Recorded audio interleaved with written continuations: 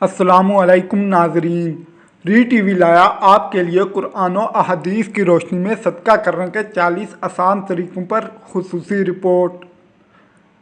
آگے بڑھنے سے پہلے ہمارے چینل کو سبسکرائب کیجیے اور بیل آئیکن کو پریس کیجیے۔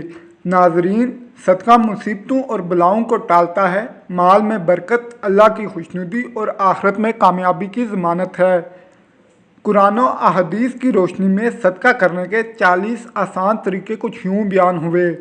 دوسرے کو نقصان پہنچانے سے بچنا، اندھے کو راستہ بتانا، بہرے سے تیز آواز میں بات کرنا، گونگے کو اس طرح بتانا کہ وہ سمجھ سکے صدقہ ہے۔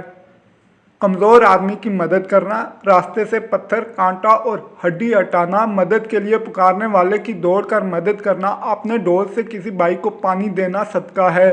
بھٹکے ہوئے شخص کو راستہ بتانا، لا الہ الا اللہ، سبحان اللہ اور الحمدللہ کہنا بھی صدقہ ہے۔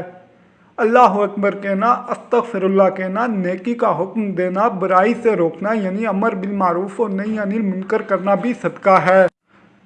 ثواب کی نیت سے اپنے گھر والوں پر خرچ کرنا، دو لوگوں کے بیچ انصاف کرنا، کسی آدمی کو سواری پر بٹھانا یا اس کا سامان اٹھا کر سواری پر رکھوانا اور اچھی بات کہنا بھی صدقہ ہے۔ نماز کے لیے چل کر جانے والا ہر قدم، راستے سے تکلیف دہ چیز ہٹانا، خود کھانا اور اپنے بیٹے کو کھلانا صدقہ ہے۔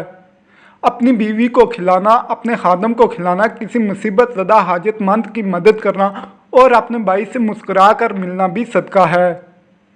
پانی کا ایک گھونٹ پلانا، اپنے بھائی کی مدد کرنا، ملنے والے کو سلام کرنا اور آپس میں صلح کروانا بھی صدقہ ہے۔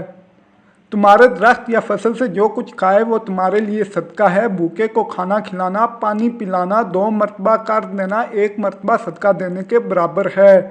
کسی آدمی کو اپنی سواری پر بٹھا لینا، گمراہی کی سرزمین پر کسی کو ہدایت دینا، ضرورت مند کے کام آنا، علم سیکھ کر مسلمان بھائی کو سکھانا صدقہ ہے۔ بے شک انسان صدقہ کے ذریعے دنیا اور آخرت دونوں میں کامیاب ہو سکتا ہے۔